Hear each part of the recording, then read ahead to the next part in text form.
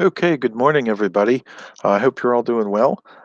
This video is going to cover or review the practice problems that I had assigned from April 1st, and those all came from the Chapter 7 review packet. So you had to complete 1 through 3, 5, 6, 9 through 11, 13, 18, 20, and 21. So I'm going to review all those problems now with you. So the first problems that you needed to do were numbers 1, 2, and 3. All of these problems are still reviewing our exponent properties. So looking at the first one, you have 5 to the 4th on the top and 5 to the 7th on the bottom.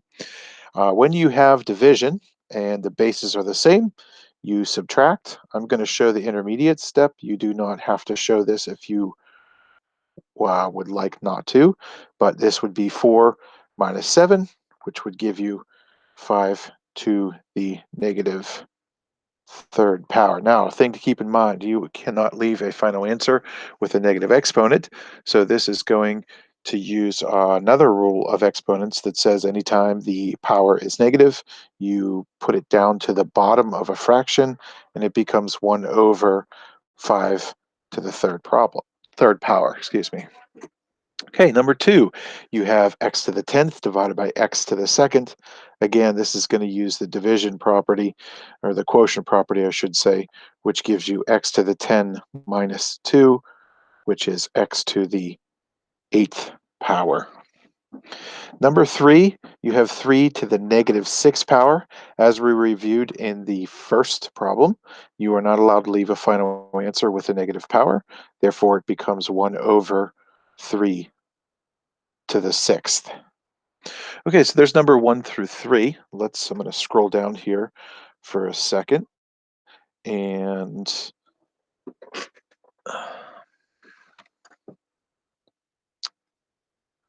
get to number 5 and number 6. All right, there's number 5 and number 6. So number 5 is also using that quotient property. So you have 2, and then you have to the 11 minus 6. And so 11 minus 6 is 5. This becomes 2 to the 5th power. Number 6 is also going to utilize the quotient property where you subtract. It's a little different though. You have g to the negative 6 minus 12. Negative 6 minus 12 is g to the negative 18th. But again, we are not allowed to leave a negative power, so it's going to become 1 over g to the 18th power, like that. So there's number 5 and 6. Then you had to do 9 through 11. Going to 9 through 11, take a second to scroll. There's number 9. Let me do that one first for you. Number 9 is still, is still using the quotient property. So you have k to the 21 minus, but then the actual other power is a negative 13. And so what you see happens here is you have this double negative right there. That double negative actually becomes a positive, and you end up with k to the 21 plus 13. So that is going to equal k to the 34th power.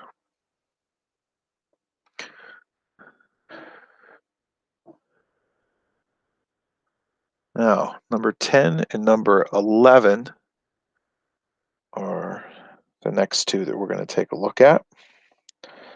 Number 10, you have quite a few things going on here in this particular problem. There are R's, S's, and T's that we all need to contend with. The first thing I would say, let's look at the easy thing. Nothing in the numerator to simplify. All the variables are different, so we're going to leave those alone.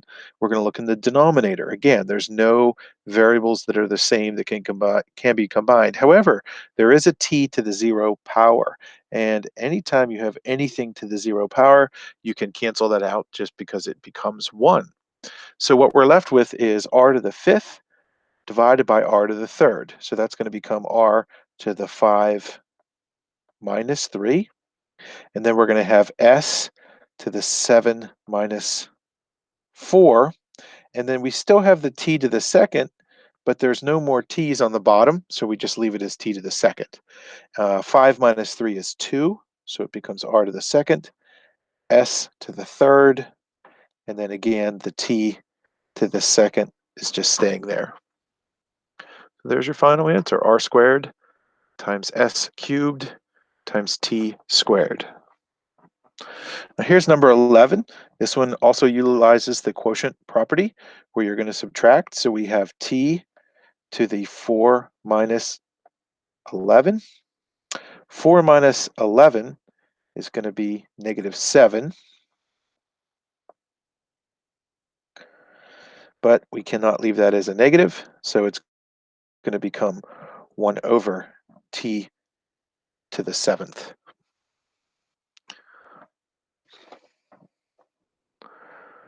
Now we had number 13. Give me a second to scroll to that. There's number 13.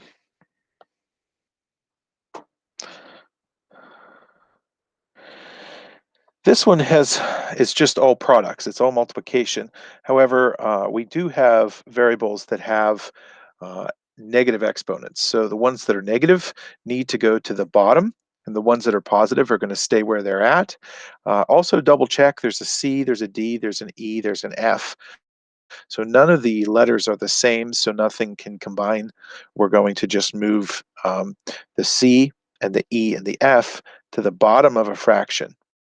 Now, the d to the second is not negative, so it stays right where it's at. And then everything else moves to the bottom. So we have c to the third, we have e to the fifth, and then we have f to the fourth. And there's your final answer for 13.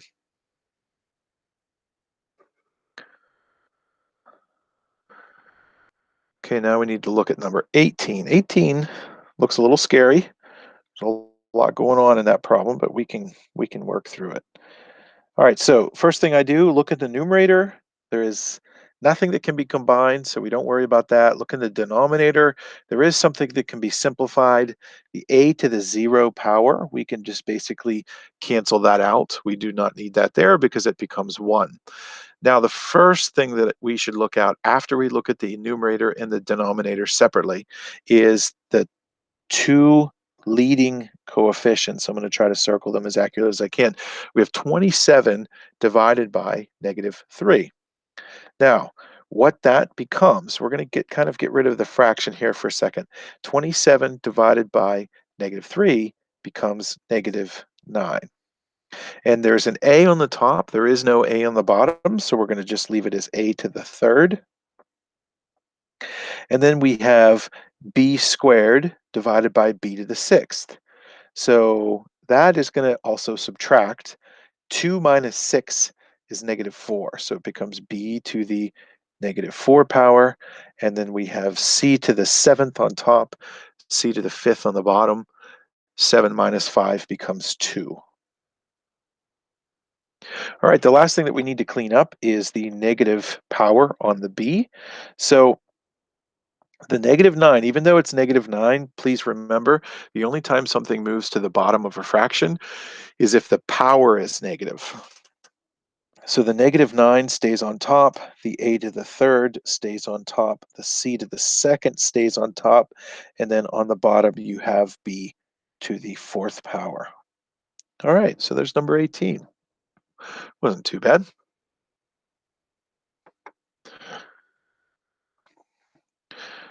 Moving on to the last two, you were to do number 20 and 21. Those are both a little more complicated than the beginning ones, of course. We're going to kind of approach this problem the exact same way as we were approached the last one. We want to look at the numerators separately and see if there's anything to simplify. There's a 15, x to the 6th, y to the negative 9. Nothing right now to try to combine or anything. The bottom, again, 5x, y to the negative 11. Nothing on the bottom, within the bottom, that can be combined. So now we're going to look at the whole fraction and see what we need to do. I always like, again, to look at the lead coefficients first, the 15 and the 5. You can see 15 is divisible by 5. It becomes a 3. Moving on to the x to the 6th on the top and x to the 1st on the bottom. I drew a little 1 in on there. 6 minus 1 is 5, so it becomes x to the 5th. And the reason why we're subtracting is it is division. Now the last one is tricky because we have y to the negative 9 divided by y to the negative 11. And so what this would essentially be, I'm going to do a little scratch work I'm going to do it off to the left, it'll be easiest for you to see, is we have y and then we have negative 9 minus and then negative 11. So we have negative 9 minus negative 11. And what you can see right here is these double negatives end up becoming a plus. So it becomes y to the negative 9 plus 11. Now, negative 9 plus 11 is 2. So that's going to simplify into y squared. So that's what we end up with right here, is y to the 2nd power. And that's it for that problem. Now, the last one is going to utilize a property that we had, which is a power of a quotient. And so that negative 2 right there that you see is going to distribute to both things. So we're going to have 3 to the negative 2 divided by 7 to the negative 2. Now, because they're both negative, they both need to switch places. And when they do switch, the power is going to become positive. So we will end up with 7 to the 2nd power on top and 3 to the 2nd power on the bottom. If you want to take it one step further, that's fine. You don't have to, but 7 squared is 49, and 3 squared is 9, and you can leave it as an improper fraction, 49 over 9. Okay, guys, that concludes the second set of practice problems. As always, if you have any questions, please feel free to email me. Take care.